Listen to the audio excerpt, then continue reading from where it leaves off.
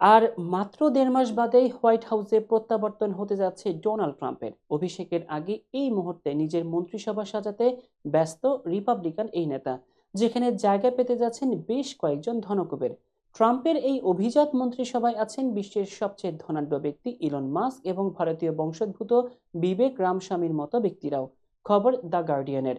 British সংবাদ মাধ্যমটির প্রতিবেদন অনুযায়ী এখন পর্যন্ত ট্রাম্প যাদেরকে মন্ত্রিসভায় নিয়েছেন তাদের মোট সম্পদের পরিমাণ $৩৪০ বিলিয়ন।